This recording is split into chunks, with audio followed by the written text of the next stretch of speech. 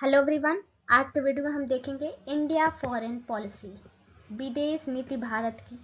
क्या होता है विदेश नीति, उसके कुछ प्रिंसिपल देखेंगे इंडियन फॉरेन पॉलिसी के, और फॉरेन पॉलिसी का क्या ऑब्जेक्टिव है ये भी हम आज के वीडियो में देखेंगे। फॉरेन पॉलिसी का इम्पोर्टेंस और क्या क्या फैक्टर हैं जो फॉरेन पॉलिसी को अफेक्ट करते हैं।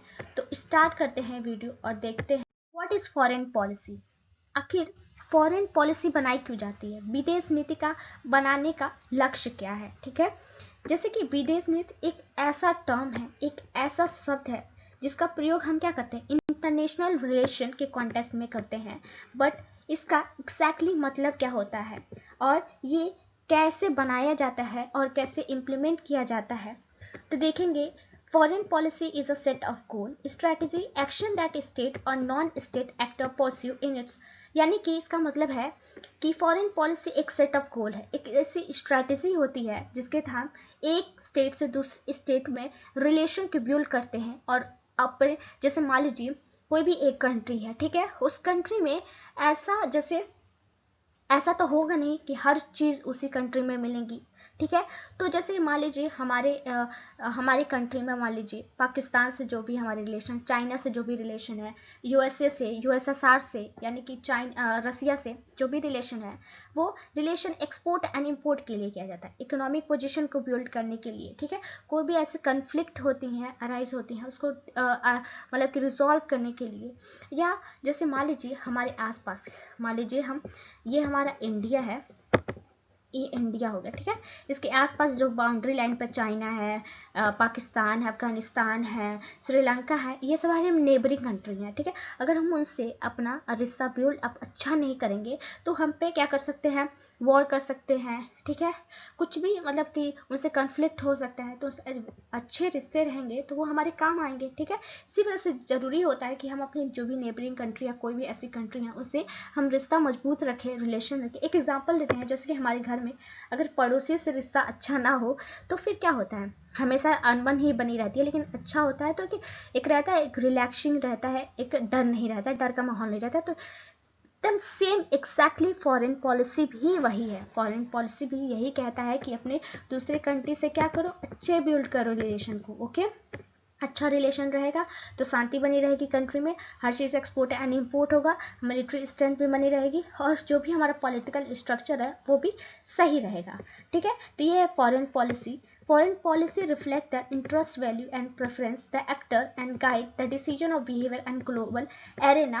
Foreign trade policy is a subtype of foreign policy that focuses the regulation and promotion of exchange of goods and service between the actor and actress of international system. यानी कि क्या है, इसकी प्राथमिकता जो है वो प्राथमिकता से क्या करती है, बधी रहती है, और जो भी हमारा इंटरनेशनल जो भी रिलेशन है और जो भी व्यवहार है उसमें मार्गदर्शन करती है। जो भी हमारी विदेश नीति है मान लीजिए, ठीक है, और जो भी विदेश व्यापार नीति है, विदेश नीति है, एक क्या है, उप प्रकार है जो अंतर्राष्ट्रीय प्रणाली में अभिनेता और अभिनेताओं के बीच क्या करती है, माल और सेवा के आदान प्रदान के विनियमन और संवर्धन का वो क्या है, एक इंटरनेशनल सिस्टम है। फॉरेन पॉलिसी रेगुलेट करती है इंडिया रिलेशन को, और ये बिल्ड करती है, प्रमोट करती है इंटरनेशनल इंटरेस्ट को, डिटरमाइन करती है नंबर ऑफ फैक्टर। जैसे ये बहुत सारे, जैसे कि मान लीजिए विदेश नीति जो है विश्व के अन्य राज्यों के साथ भारत के संबंधों को क्या कर रही है, नियंत्रित कर रही है। यह राष्ट्रीय हित को बढ़ावा देती है। भूगोल, इतिहास और परंपरा, सामाजिक संरचना और राजनीतिक जो भी संगठन है, अंतर्राष्ट्रीय जो भी वातावरण है, और आर्थिक स्थिति है, सैन्य शक्ति जिसे मिलिट्री स्ट्रेंथ कहते हैं, जनमत हो गया, और नेतृत्व जैसे कारकों द्वारा निर्धारित होती है। तो ये है हमारा इंडिया फॉरेन पॉलिसी। अब देखते हैं कि principle of India foreign policy क्या क्या मेन इसके प्रिंसिपल है फॉरेन पॉलिसी का। तो पहला है, प्रमोट करती है वर्ल्ड पीस को। हमारा जो इंडिया का फॉरेन अगर विदेश नीति देखा जाए तो उसका क्या मतलब है, देखा जाए जब जैसे कि हमने इंडिया ने फर्स्ट वर्ल्ड वॉर भी देखा, सेकेंड वर्ल्ड वॉर भी देखा, और यहाँ तक कि अंग्रेजों को भी देखा यहाँ पे रूल करते हुए। तो उसका मेन मकसद था कि लड़ाई बिल्कुल ना करना, लड़ाई झगड़ा बिल्कुल ना करना, हम शांति से, इंडिया जो है उसका मेन मकसद ये वो शांति वाला देश शुरू से ही रहा है, उसको शांति पसंद है। और पहली बात तो उसका मेन प्रिंसिपल एक और है, एंटी कॉलोनिज्म। एंटी कॉलोनिज्म, हमारा इंडिया पहले ऑलरेडी कॉलोनी इसके अंडर मतलब आ चुका था, ब्रिटिशर हमारे ऊपर राज कर रहे थे। तो इंडिया का जब इंडिया इंडिपेंडेंट हुआ 1947 में, तो इसका जो मेन जो कहते हैं पर्पस था कि हम उसको मतलब एंटी कॉलोनिज्म को बढ़ावा ना देना, वो उसके खिलाफ था, हमेशा से खिलाफ रहा था और हमेशा रहेगा। तो उन्होंने सबसे ज़्यादा एंटी कॉलोनिज्म पे काम किया, एंटी नेशनलिज्म पे भी उन्होंने बहुत सारे ऐसे काम किए। फिर था नॉन अलाइनमेंट। नॉन अलाइनमेंट का मतलब जब इंडिया इंडिपेंडेंट हुआ 1947 में, तो जो वर्ल्ड है वो दो टुकड़ों, दो ब्लॉक में डिवाइड हो गया था। पहला था यूएसएसआर जो कि कैपिटलिज्म को फॉलो करता था, और यूएसएसआर जो कम्युनिस्ट को फॉलो करता था। दोनों की आइडियोलॉजी पूरे वर्ल्ड में छाई हुई थी। लेकिन इंडिया ने बोला कि हम ना ही यूएसएसआर को फॉलो करेंगे ना ही यूएसए को फॉलो करेंगे, हम अपना एक नॉन अलाइनमेंट, अपना एक अलग से अपना आइडियोलॉजी लाएंगे, यानी कि हम कैपिटलिज्म को भी फॉलो करेंगे, कम्युनिज्म को यानी सोशलिज्म को, दोनों का मिक्स्ड हमारा इकोनॉमी रहेगी, दोनों मिक्स्ड इकोनॉमी, ये होता है नॉन अलाइनमेंट। हम किसी से अलाइन नहीं होंगे, किसी से हम जाके मिलेंगे नहीं, ठीक है। पंचशील एग्रीमेंट, ये बहुत इम्पॉर्टेंट एग्रीमेंट था चाइना से, लेकिन बाद में जाके चाइना ये टूट गया और चाइना से वहाँ पे वॉर हो गया था, ठीक है। तो ये सारी चीज़ें आज के वीडियो में अभी देखेंगे। Promotion of world peace. India जो फॉरेन पॉलिसी का मेन एम है तो प्रमोट करना है इंटरनेशनल पीस एंड सिक्योरिटी को। जो हमारा कॉन्स्टिट्यूशन का आर्टिकल 51 है कॉन्स्टिट्यूशन का, वो बात करता है directive principle of state policy. वो एक डायरेक्शन देता है कि हम क्या करें, प्रमोट करें international peace and security, maintain करें ऑनरेबल रिलेशन, जैसे एक नेशन से दूसरे नेशन, जो भी हमारा इंटरनेशनल लॉ है या कोई भी ऐसी ट्रीटी है, ऑब्लिगेशन है, वो क्या करती है, इंकरेज करती है settlement of international disputes by arbitration, यानी कि हम आउट ऑफ मतलब हम अपने में ही सुलझा लें, ठीक है। हम ऐसा कोई कन्फ्लिक्ट करें ही ना जो तीसरा मतलब कि जैसे मान लीजिए यूएनओ है जो कन्फ्लिक्ट पूरे कंट्री का रिजॉल्व करता है। तो हमारी जो इंडिया फॉरेन पॉलिसी है वो हमेशा से शांति की बात करती आ रही थी और हमेशा से करती ही है। उसका जो इंटरनेशनल रिलेशन है बहुत अच्छा पहले से बिल्ड था। जो पीटी जवाहरलाल नेहरू थे हमारे, उन्होंने भी अच्छे रिलेशन करने के लिए चाइना से, इसलिए पंचशील एग्रीमेंट भी हुआ था कि उससे हमारा जो रिलेशन है वो बहुत अच्छा रहे। लेकिन बाद में जाके उसने धोखा दिया तो बाद में वो एग्रीमेंट टूट भी गया। लेकिन हमारा जो मकसद था, हमारा जो नज़रिया था वो हमेशा से पीस की तरफ ही था, ठीक है। Beside peace is necessary to promote the economic development of nation. Jawaharlal Nehru से उन्होंने कहा था कि अगर मान लीजिए जो इंसान का असली जो है इमरजेंट नेसेसिटी है वो पीस ही तो है। अगर पीस नहीं रहेगा, लोगों के अंदर शांति नहीं रहेगी, कंट्री में शांति ही नहीं रहेगी, तो लोगों को कुछ अच्छा ही नहीं लगेगा। तो बेसिकली सबसे जो इम्पोर्टेंट अगर कुछ है हमारी नेसेसिटी तो वो पीस है, कंट्री में पीस। क्योंकि हमने बहुत सारे ऐसी चीज़ें देखी थी, हमने ब्रिटिशर का देखा था कि हमारे ऊपर कैसे राज करते थे, कैसे टॉर्चर किया उन्होंने, ठीक है। फिर कैसे उन्होंने हम यूज़ किया, हमारे रिसोर्सेज को यूज़ किया, अपनी कंट्री लेकर गए, तो हमें एकदम खाली छोड़ा, हमें एकदम गरीब बना के छोड़ा। तो इसी वजह से उन्होंने बोला कि हम किसी को ना ही उनकी तरह डराएंगे धमकाएंगे, हम एक पीस चाहते हैं। तो सेकेंड है हमारा एंटी कॉलोनिज्म। इम्पॉर्टेंट है बहुत ही ज़्यादा, क्योंकि पहले से हमारी जो इंडिया की फॉरेन वो अपोज करती है कॉलोनिज्म और इम्पेरियलिज्म को। क्योंकि जो भी अगर देखा जाए ब्रिटिशर हमें स्टार्टिंग से एक्सप्लॉइट करते रहे, जितने भी रिसोर्सेज थे, जितने भी हमारे, क्योंकि भारत सोने की चिड़िया कहा जाता है, लेकिन ब्रिटिशर के आने की वजह से सारा वो लूट पाट के अपने देश कंट्री लेकिन हमें एक्सप्लॉइट करके बस छोड़ दिया, गरीब छोड़ दिया। तो इसी वजह से उन्होंने हमेशा एंटी कॉलोनिज्म को जैसे एंटी कॉलोनिज्म को प्रमोट किया और कॉलोनिज्म को क्या किया, अपोज किया। ओके, अब देखते हैं कि जो भी हमारी अदर कंट्री है, अदर कंट्री में जो भारत जो है, भारत का मानना था कि ये जो कॉलोनिज्म है और इम्पेरियलिज्म के कारण जो जैसे कि हमारे साम्राज्यवादी ताकतें हैं वो क्या कर रही हैं, कमजोर संबंधों का शोषण करती है, यानी वीकर सेक्शन को क्या कर रही हैं, उनका शोषण कर रही हैं, एक्सप्लॉइट कर रही हैं उन्हें, इसी वजह से अंतर्राष्ट्रीय शांति को बढ़ावा देने में हम क्या करेंगे, और ये सारी चीज़ें बाधा उत्पन्न करती हैं, ठीक है।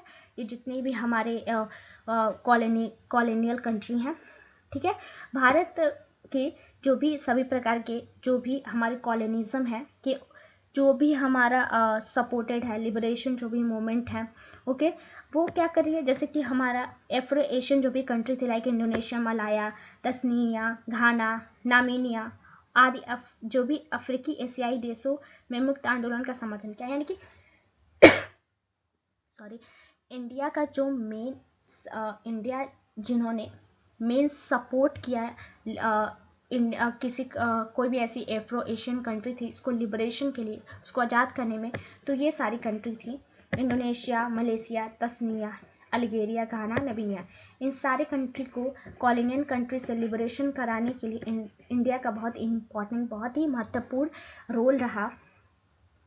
और फिर यहाँ पे बोला गया क्या, जो भारत है अफ्रीकी एशियाई राष्ट्रों के लोगों के साथ अपना जो भी एकजुटता है, सॉलिडारिटी है और व्यक्त करता है।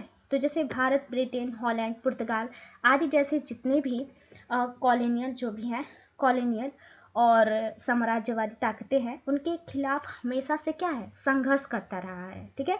भारत में जो भी हमारे कॉलोनिज्म और न्यू इंपीरियलिज्म है, वो भी क्या है, एक विरोधी की तरह से करते हैं, क्योंकि इंडिया हमेशा से ही ब्रिटेन, हॉलैंड, पुर्तगाल को हमेशा से ही अपोज करता रहा है, क्योंकि वो हमेशा से दूसरे कंट्री को डोमिनेट करते आ रहे हैं, उन पर राज करते आ रहे हैं, ओके। अब देखते हैं एंटी रैशनलिज्म, ठीक है, एंटी रैशनलिज्म, ठीक है, इसका मतलब होता है तर्कवाद विरोधी, यानी कि opposition in regionalism in on form is an important aspect of Indian foreign policy. जो भी क्षेत्रवाद के सभी रूपों का क्या करिए विरोध भारतीय विदेश नीति का एक महत्वपूर्ण पहलू है। ये अपोज करती है रैशनलिज्म को। रैशनलिज्म मतलब होता है कि भेदभाव करना on the basis of race, और एक्सप्लॉइट करती है, जैसे कि भारत के जो भी तर्कवाद के अनुसार जो भी हमारे उपनिवेशवाद या साम्राज्यवाद, जिसे हम कॉलोनिज्म, इंपीरियलिज्म जिसे हम कह रहे हैं, जैसे वो क्या कर रही है, नस्लों के आधार पर लोगों को भेदभाव करते हैं, कलर के आधार पर, जिसे हम बोलते हैं कलर के आधार पर उनसे क्या करती है, उनसे भेदभाव किया जाता है, जैसे काले गोरे का शोषण होता है, ठीक है। जो भी हमारी सामाजिक असामान्यताएं बढ़ती हैं और विश्व में शांति को बढ़ावा देने में क्या कर रही है, बाधा उत्पन्न कर रही हैं ये सारी चीजें, तो इसका भी क्या करिए, इंडिया अपोज कर रही है। भारत ने दक्षिण अफ्रीका के क्षेत्र में जो भी हमारे माइनॉरिटी रेसिस थे, जो कि साउथ अफ्रीका में जो भी ब्रिटिशर्स थे, वो साउथ अफ्रीका के जो भी नेटिव थे उनसे क्या करते थे, उनसे घृणा करते थे। अगर हम देखा जाए महात्मा गांधी जब अफ्रीका में गए थे तो अपार्थाइड से लड़ने के लिए ही वहाँ पे गए थे। वहाँ पे काले गोरों का बहुत भेदभाव होता था, तो इसी वजह से वहाँ पे इसके लिए भी बहुत सारे उन्होंने संघर्ष किए, बहुत सारे फाइट की। उसके बाद से साउथ अफ्रीका ब्रिटिश से आज़ाद हुआ, काले गोरे का भेदभाव वहाँ पे ख़त्म हुआ। तो सबसे बेस्ट एग्जांपल है हमारा साउथ अफ्रीका। वो रैशनलिज्म से बहुत ही, रेसिज्म से बहुत ही ज़्यादा जूझा, अपार्थाइड जैसी समस्या से वो बहुत ही ज़्यादा जूझा था। Similarly India play an important role in liberation of Zimbabwe earlier the Namibia from the white domination. Similarly India जो जिम्बाब्वे को और लंबिया को लिबरेशन कराने के लिए बहुत ही अपना जो इम्पोर्टेंट रोल था वो प्ले किया था, ओके। अब देखते हैं हम नॉन अलाइनमेंट, बहुत ही इंपॉर्टेंट है नॉन अलाइनमेंट। मैंने पहले ही बताया कि जब इंडिया आज़ाद हुआ, इंडिपेंडेंट हुआ 1947, वर्ल्ड का था डिवाइड था 2 ब्लॉक में आइडियोलॉजिकल बेसिस पे। आइडियोलॉजिकल कोल्ड वॉर जिसमें हम पढ़ेंगे, कोल्ड वॉर बेसिकली क्या था, आइडियोलॉजी बेस पे लोग लड़ते थे। यूएसए था एक और यूएसएसआर था, दोनों आपस में क्या करते थे, अपनी आइडियोलॉजी, किसकी आइडियोलॉजी बेस्ट है, ठीक है। जो यूएसए है वो कहता था कि कैपिटलिज्म की, और हमारी तरफ हमारे जो आइडियोलॉजी है उसको एक्सेप्ट करके हमारी तरफ आइए, हमारे गुट में आइए। यूएसएसआर था, उसका जो कम्युनिस्ट आइडियोलॉजी थी वो बोलता था कि हमारी तरफ आइए, ठीक है। इस सिचुएशन में एक कोल्ड वॉर जैसी सिचुएशन बन गई थी, जिसमें भारत ने दोनों को ज्वाइन करने से मना कर दिया।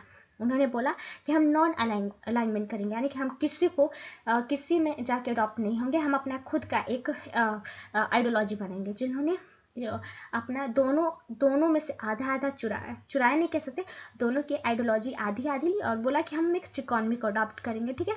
तो इंडिया नॉन अलाइनमेंट रहा, किसी गुट में जाके मिला नहीं और अपनी एक मिक्स्ड इकोनॉमी को अपनाया। इस कंटेंट्स में जवाहरलाल नेहरू ऑब्जर्व करते हैं with the purpose to keep away from the power politics group allying against one another which have led in the past of world war and which may again lead to disaster on event vaster scale। इस situation में जो है वो मतलब कि जवाहरलाल नेहरू बोलते हैं कि ये जो भी पावर ग्रुप हैं उनसे हम मिलेंगे नहीं, ठीक है। हम उनसे क्योंकि ये दोनों पहले से उनके पास में क्या वर्ल्ड वॉर जैसे सिचुएशन उनके अंदर आ चुका है, वो बहुत पावरफुल है और बाद में ऐसा ना हो कि बाद में जाके भी ऐसे डिजास्टर इन फ्यूचर आ जाए, तो इसी वजह से हम किसी से नहीं मिलेंगे, ठीक है।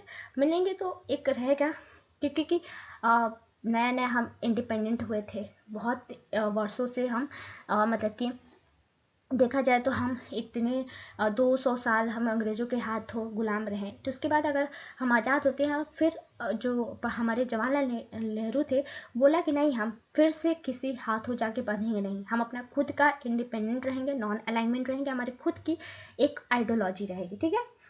तो ये इसी वजह से इंडिया ने जो होता है, और उन्होंने बोला कि इंडिया जो है वो एक बहुत बड़ा अपना जो है पार्ट रोल करेगा इस जो भी मतलब कि क्योंकि इंडिया तो बड़ा है ही, और जो भी अगर देखा जाए इन फ्यूचर कभी भी वॉर होगा तो उसको अवॉइड करने में भी इंडिया क्या करेगा, बहुत ही हेल्पफुल रहेगा।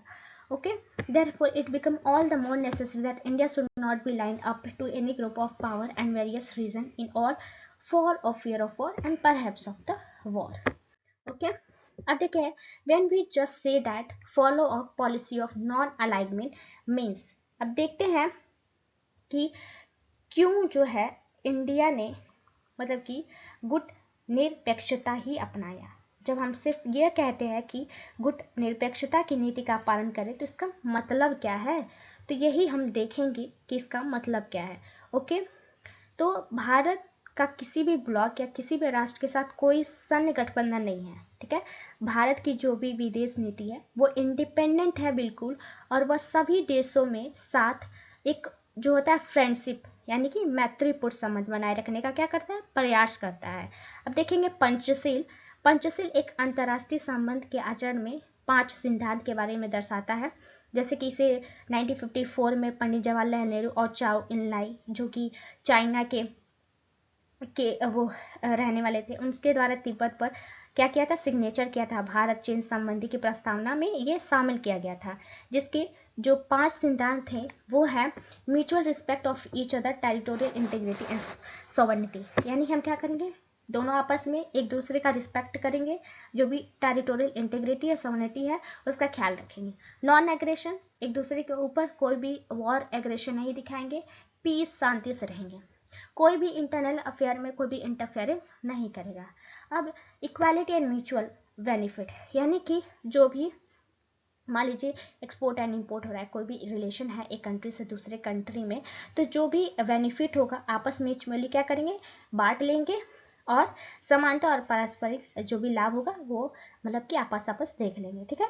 शांतिपूर्ण सह, यानी कि जो भी पीसफुल कोएग्जिस्टेंस, शांतिपूर्ण ढंग से रहेंगे। तो ये है पंचशील की 5 महत्वपूर्ण प्रिंसिपल जो कि पंचशील एग्रीमेंट में लिखा गया था, बताया गया था, ठीक है। अब ऑब्जेक्टिव देखते हैं इंडिया फॉरेन पॉलिसी का, भारत विदेश नीति का उद्देश्य। ये वे लक्ष्य और प्राथमिकताएं हैं जिन्हें राज्य, अन्य राज्य और जो भी हमारे जो इंटरेक्शन है वन स्टेट से और जो भी इंटरनेशनल स्टेट है उनके माध्यम से प्राप्त करने के लिए निर्धारित करता है, ठीक है। विदेश नीति, एक सेकेंड, का उद्देश्य राज्य में विशेष हित और आकांक्षा पर निर्भर होकर भिन्न हो सकता है, ठीक है। सबके जो पर्टिकुलर इंटरेस्ट एस्पिरेशन वो अलग अलग हो सकते हैं, तो सबका अपना एक very dependent, and India foreign policy is very dependent on the particular interest aspiration, सबका अपना खुद एक पर्टिकुलर अपना इंटरेस्ट एस्पिरेशन है, ठीक है। तो वो उस पर उस गोल को अचीव करने के लिए मतलब कि बनाया जाता है, उसको हासिल करेंगे, ठीक है। दूसरी ओर जो विदेश व्यापार है, नीति का उद्देश्य विशिष्ट लक्ष्य और लक्ष्य जो मान लीजिए राज्य है उसमें क्या करना, उसका टारगेट क्या है, वो foreign trade activity such export and import and investment. हालांकि मान लीजिए हमारी जो कंट्री है, लिथियम वगैरह हो गया, ये सारी चीज़ें हमारे कंट्री में नहीं पाई जाती, ऑयल हो गया, पेट्रोल वगैरह हो गया, बहुत कम पाया जाता है, तो वो क्या किया जाता है, इंपोर्ट किया जाता है। और हमारी कुछ चीज़ें हैं यहाँ से गेहूँ चावल एक्सपोर्ट की जाती है दूसरे कंट्री में। तो ये इंपोर्ट एंड एक्सपोर्ट जो है वो हमारे इन्वेस्टमेंट के लिए बहुत इंपॉर्टेंट है, ठीक है। वो स्ट्रेंथ, इकोनॉमिक्स स्ट्रेंथ देती है। मान लीजिए हम ज़्यादा से ज़्यादा एक्सपोर्ट करेंगे तो जो इनकम है वो आएगी इंडिया, तो हमारी जीडीपी को, हमारे नेशनल स्ट्रेंथ को ही तो बढ़ाएगी, पैसा आएगा तो ग्रो करेगा इंडिया। तो इसी वजह से एक इंडिया फॉरेन पॉलिसी का मेन जो अगर इम्पॉर्टेंट कोई चीज़ दिखती है तो export and import investment activity के लिए बेसिकली की जाती है, फॉरेन ट्रेड के लिए की जाती है, ठीक है। इसका ऑब्जेक्टिव यही है कि एक कंट्री दूसरे कंट्री से बनाए रखेंगे तो जो भी घटेगा एक्सपोर्ट करेंगे, इम्पोर्ट करेंगे, ओके। अब क्या इम्पोर्टेंस है, तो इम्पोर्टेंस क्या है फॉरेन पॉलिसी का, तो ये देखते हैं हम। फॉरेन पॉलिसी हमारे जीवन और मानवता के लिए क्या है, बहुत ही ज़्यादा इम्पॉर्टेंट है और क्या होता है, प्रासंगिक, ठीक है, जिसे हम बोलते हैं ह्यूमैनिटी, ठीक है। क्योंकि इसका जो प्रभाव है वो जैसे कि विभिन्न जैसे मुद्दों या विषयों को प्रभावित करता है, जिनका हम क्या करते हैं, वैश्विक क्षेत्र में सामना करते हैं या उनसे निपटते हैं। जैसे मान लीजिए सुरक्षा हो गया, व्यापार हो गया, मानवाधिकार हो गया, ये पर्यावरण संरक्षण हो गया, जैसे human right development, environment protection, ये सारी चीज़ों को निपटने के लिए उनसे जितने भी ये सारी चीज़ें आती हैं उनसे क्या करने के लिए, उस क्षेत्र का सामना करने के लिए भी फॉरेन पॉलिसी बहुत इंपॉर्टेंट है। मान लीजिए कोई एक कंट्री है, मान लीजिए पाकिस्तान ही है, ठीक है, पाकिस्तान है जिससे हमारी अक्सर कुछ ना कुछ लड़ाई मतभेद होता ही रहता है, ठीक है। तो मान लीजिए यूएसएसआर, रसिया, जिसे यूएसएसआर नहीं, रसिया हमारा बहुत अच्छा फ्रेंड है, ठीक है। और मान लीजिए चाइना पाकिस्तान की ओर से, तो अगर हमारी फॉरेन पॉलिसी अच्छी रहेगी, रिलेशन अच्छे रहेंगे, तो वो आने फ्यूचर में ऐसा कुछ सिचुएशन बनता है, वॉर जैसी सिचुएशन बनती है, तो बहुत सारी कंट्री हैं जो सपोर्ट में आती हैं। तो ये भी बहुत बेनिफिशियल रहता है कि कौन सी कंट्री के रिलेशन हमारे कंट्री से बहुत अच्छे हैं, वो हमारी मदद कर सकती हैं। तो ये सारे इंपॉर्टेंस है फॉरेन पॉलिसी के। विदेश नीति और अंतर्राष्ट्रीय जो भी प्रणाली है उनके बीच, हितधारकों के बीच या संचार या कुछ भी ऐसे सक्षम है जो क्या करती हैं, उन्हें सुविधाजनक बनाती है। उनके बीच जो भी उत्पन्न होने वाली, ठीक है, जो भी संघर्ष है, कन्फ्लिक्ट है, उसको प्रिवेंट करती हैं। कोई भी डिस्प्यूट्स अराइज होती हैं उनके बीच, वो भी सॉल्व करने में बहुत ही हेल्पफुल रहती हैं, ओके। फॉरेन पॉलिसी ऑल्सो क्या करती है, safe and influence the world order and global governance we have the aspire for. तो भी बहुत सारे वर्ल्ड ऑर्डर तो ग्लोबल गवर्नेंस होती हैं जो हमें एस्पायर करती हैं फॉरेन पॉलिसी में, ठीक है।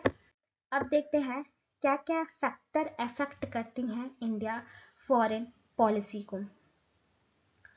तो देखेंगे ये विभिन्न जो भी हमारे जो भी एलिमेंट्स हैं, वो जो विदेश नीति के निर्माण और जो भी हमारे वो क्या करती हैं, उसको प्रभावित करती हैं, ठीक है।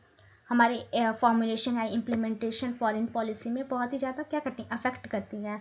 नेशनल इंटरेस्ट और वैल्यू, डोमेस्टिक जो भी पॉलिटिक्स है, घरेलू राजनीति है, जनमत है, अन्य राज्य की जो भी नीतियाँ हैं, व्यवहार है, जो भी अंतर्राष्ट्रीय व्यवस्था है, structure and role of influence international organisation, non state actor हैं, तो उस जो भी सशक्त संरचना है, अंतर्राष्ट्रीय संगठन है, गैर संपत्ति है, ये सारी भूमिका और प्रभाव इस फॉरेन पॉलिसी का इस पर पड़ता है, ठीक है। तो ये सारी चीज़ें मैंने आज के वीडियो में कवर कर दिया है। अगर वीडियो अच्छा लगे तो प्लीज़ लाइक कर दो, सब्सक्राइब कर देना, क्योंकि वीडियो बहुत मेहनत से बनती है, तो प्लीज़ ज़रूर देखना। Thank you so much.